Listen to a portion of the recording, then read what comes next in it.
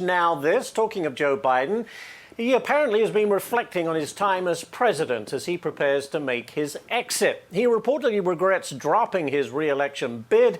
He thinks he could have won. According to the Wall Street Journal, that sentiment not shared by his staff. They also are calling the work environment in recent weeks as, quote, draining and depressing. I can only imagine. Tammy Bruce joins me now. Great to have you here, Tammy. What do you make of that? Does he seriously think he could have won that election? I don't think anyone else did.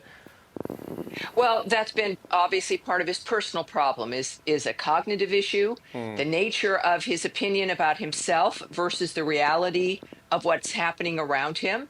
But at the same time, he could argue that he would have been overall a better candidate than Kamala Harris.